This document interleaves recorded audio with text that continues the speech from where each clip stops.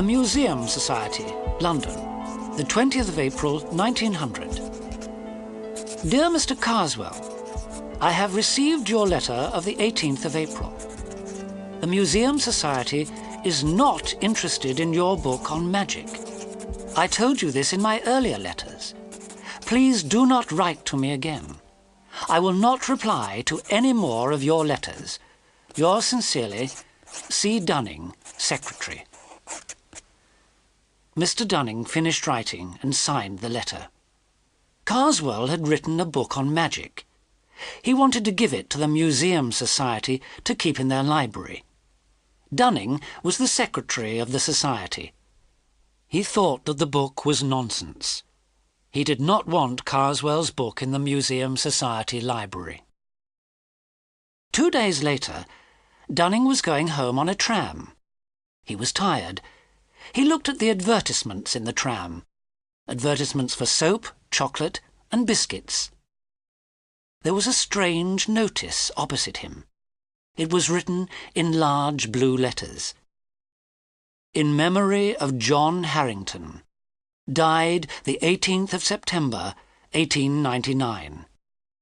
He was given 3 months to live. Dunning touched it. It was part of the window. It was inside the glass of the window. Dunning looked again. The notice had disappeared. The next day he was walking along Piccadilly. A man came up to Dunning and gave him a piece of paper. Dunning suddenly felt cold. He looked at the piece of paper. There was a name on it. The name was written in large blue letters. Harrington. Dunning did not have time to read any more. The man took the paper out of Dunning's hand and ran away. He disappeared into the crowd. Dunning was surprised. Dunning went into the British Museum reading room and sat down at a desk. He took some papers out of his briefcase and started to read. A large man with a round face walked past the desk. He knocked Dunning's papers onto the floor. "I am very sorry," he said, and picked up the papers. He handed the papers to Dunning and said, "These are yours, I believe." Dunning was angry. "Yes, thank you, sir," he said, and took the papers. He suddenly felt cold. The man with the round face gave an evil smile. He left the reading room quickly. Dunning felt unwell and decided to go home. Mr. Farrer, a friend of Dunning, came across the room. "Are you feeling all right?" he asked. "No, I'm not feeling well," Dunning replied. "What did that man say to you?" Farrer asked. "Do you know him?" "No, I don't," Dunning said. "That man's name is Carswell," said Farrer. "He's an evil man." Dunning was surprised. "Why do you say that?" he asked. "It's a long story," Farrer said. "Let's go and have lunch together." Dunning put his papers in his briefcase. The two men left the reading room and walked out into the street.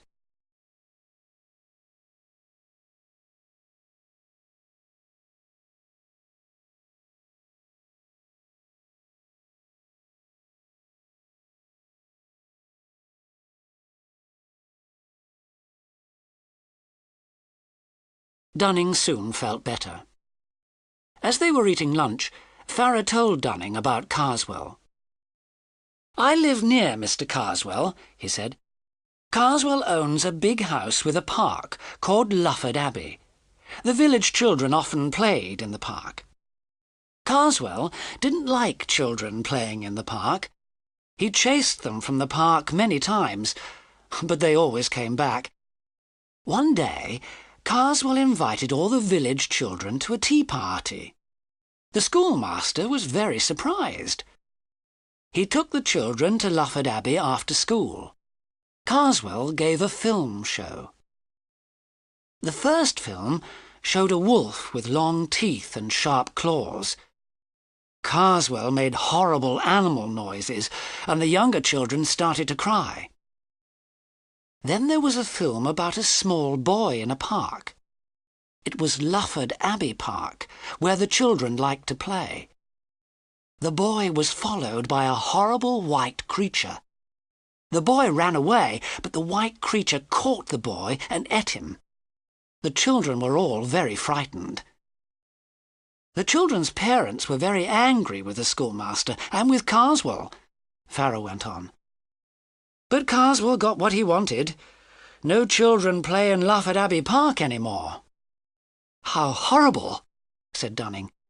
Then he asked more slowly, Do you, or did you know, Mr. John Harrington?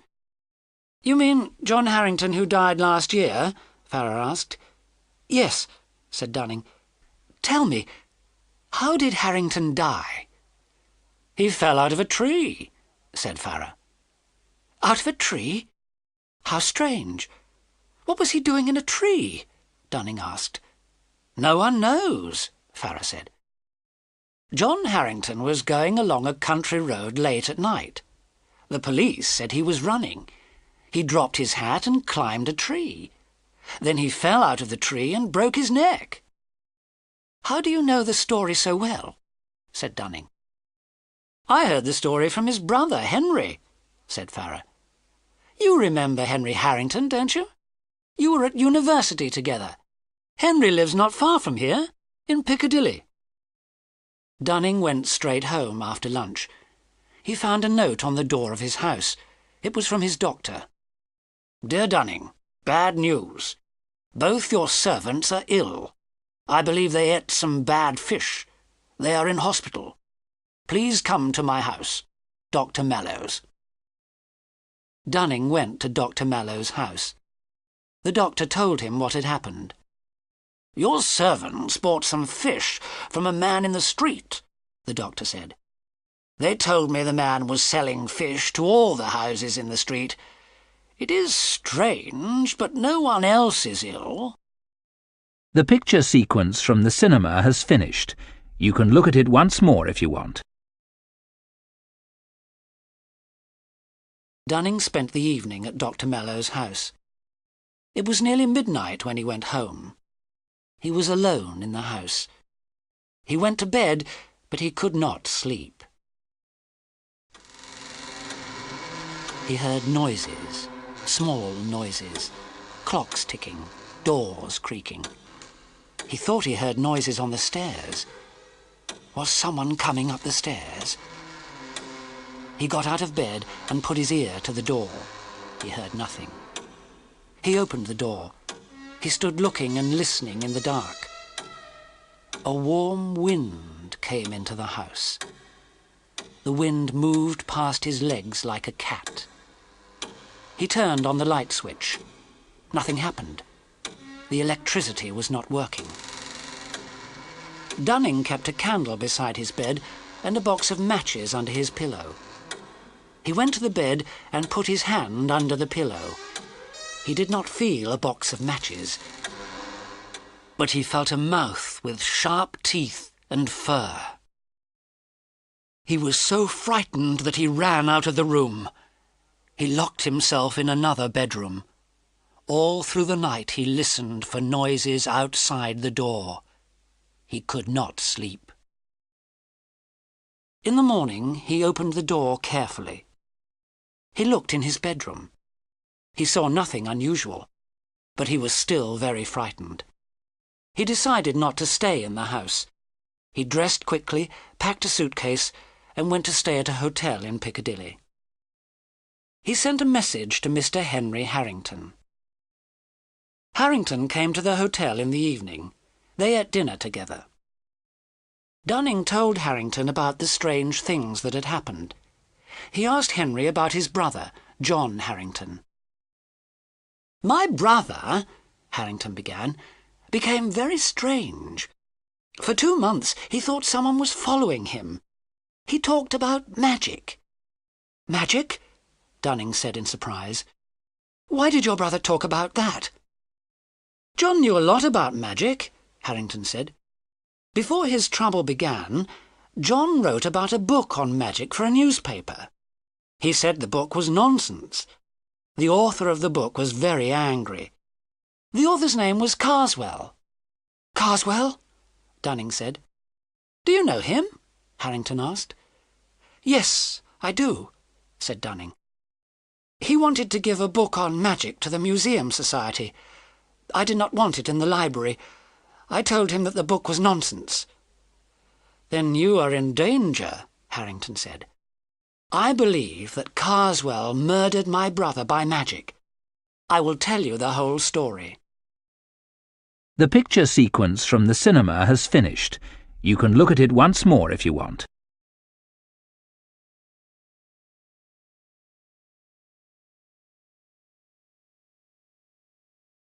The two men finished eating.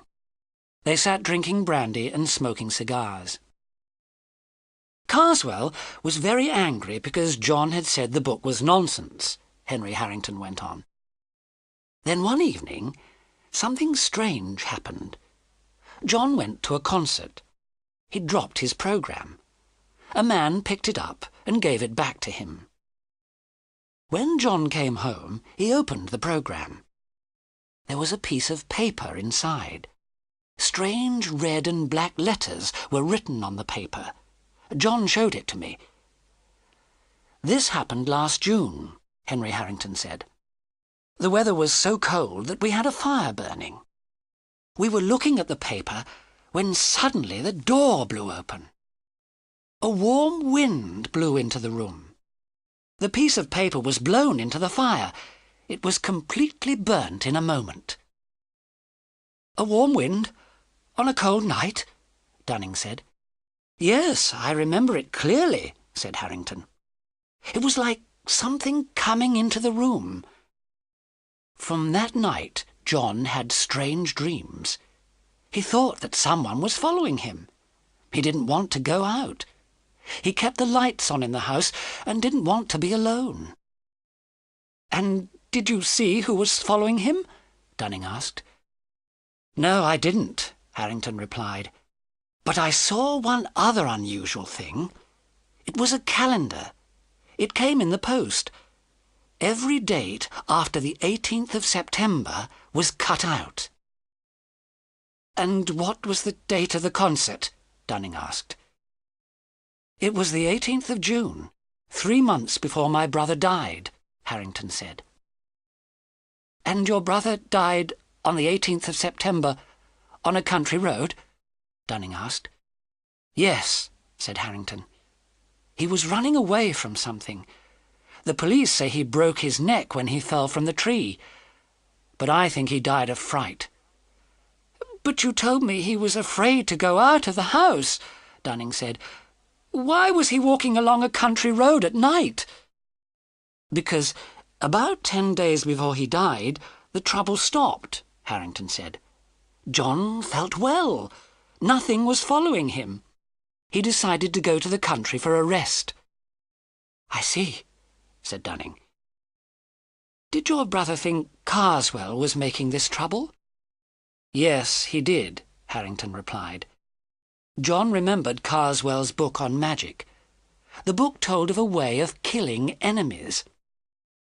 A magician gives a paper with magic writing on it to his enemy. A devil or demon follows the enemy and kills him. But can the person escape? Dunning asked. Yes, he can, said Harrington. He can escape if he gives the paper back to the magician. My brother couldn't do this because the paper had been burnt. So you must be very careful. You must not take anything from Carswell. But I have, Dunning said and stood up. He handed me my papers in the museum. Then we must look at those papers immediately, said Harrington. The two men went quickly to Dunning's empty house. The servants were still unwell. The electricity was still not working. The house was in darkness. Dunning lit a candle. He was afraid. He thought that there was someone in the house. Someone was waiting for him. He opened his briefcase and took out his papers. He had not looked at them since he left the museum. He looked through the papers. Suddenly, something moved. A piece of paper jumped into the air and flew towards the candle. Henry Harrington was quick. He caught the paper before it was burnt. He looked at it by the light of the candle. He saw the strange black and red letters. "Look at the writing," he said to Dunning. "It's the same as the writing on the paper given to my brother." "What do we do now?" Dunning said. "We must give the paper back to Carswell," Harrington said. "What day did you get it?" "Yesterday," Dunning said. "The 23rd of April." "Then we have 3 months," said Henry. "We have until the 23rd of July. The picture sequence from the cinema has finished. You can look at it once more if you want.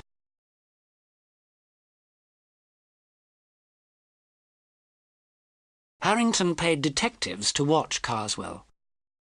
Carswell was in Lufford Abbey. He never came out.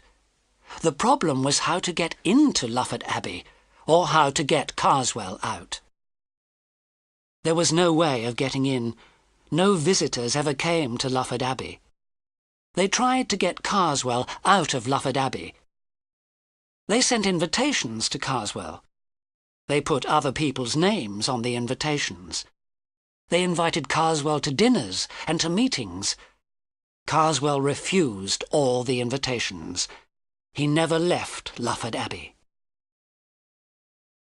April passed, and so did June, and most of July. On the 20th of July, Dunning knew he was going to die.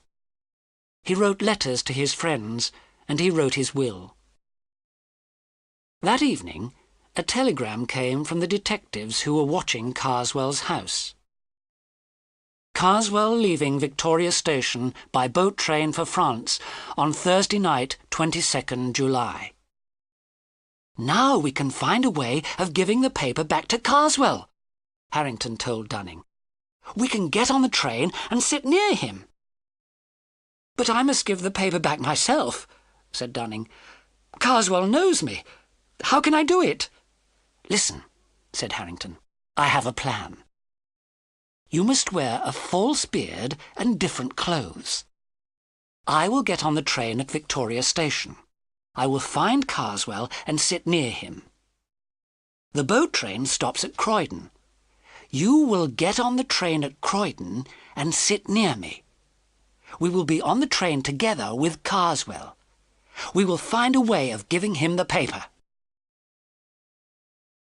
Dunning waited at Croydon railway station. He was worried. The boat train was late. When the train arrived, Harrington was looking out of a window. Dunning got on the train. Harrington was sitting in the same carriage as Carswell. Dunning sat down and opened a book.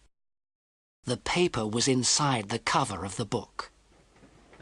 Dunning did not look at Harrington, but Carswell looked at both men carefully. Dunning was wearing a false beard and a large hat. Carswell stood up. He left his coat on the seat. He went out into the corridor to smoke a cigar. Dunning was going to pick up the coat, but Carswell turned round suddenly. He looked at Dunning very carefully, then sat down again. The minutes passed. The train was getting nearer and nearer to Dover. Dunning was hot and frightened. How could he give the paper back to Carswell? The picture sequence from the cinema has finished. You can look at it once more if you want. The ticket collector came down the corridor.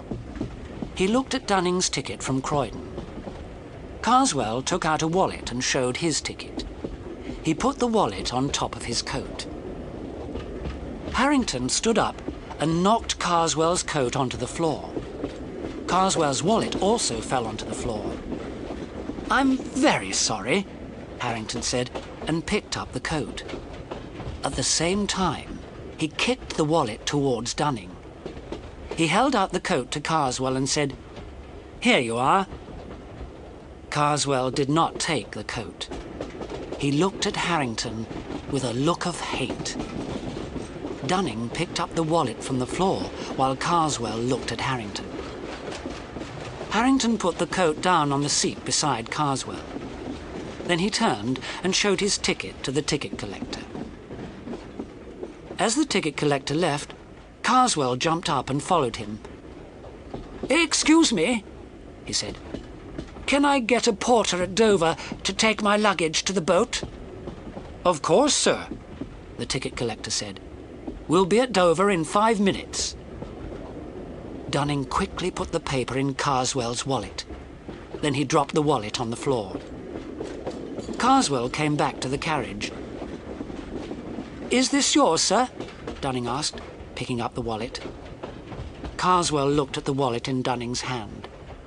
"Thank you very much," he said, and he took the wallet. He did not pick up his coat. The train slowed down. The carriage became dark. A warm wind started to blow. The train stopped at Dover station. Carswell got off the train as soon as it stopped. "Porter!" he shouted. A porter came running. "Porter, take my luggage and my coat to the ship." He looked back at Harrington and gave an evil smile. Then he walked towards the boat. Dunning and Harrington waited on the platform of the station. The porter took Carswell's luggage to the boat. They heard an officer say, "I'm sorry, sir, you can't take an animal on the ship." Then a moment later, "I'm sorry, sir, I thought you had an animal with you. I see it's only a coat." Carswell got on the ship for France. Dunning and Harrington took the train back to London. 2 days later, a notice appeared in the Times newspaper. Abbeville, France, the 23rd of July, 1900. There was an accident today at St. Wolfram's Church. An English traveller fell from the church tower. He died immediately. The traveller's name was Mr. Carswell, of Lufford Abbey. The picture sequence from the cinema has finished. You can look at it once more if you want.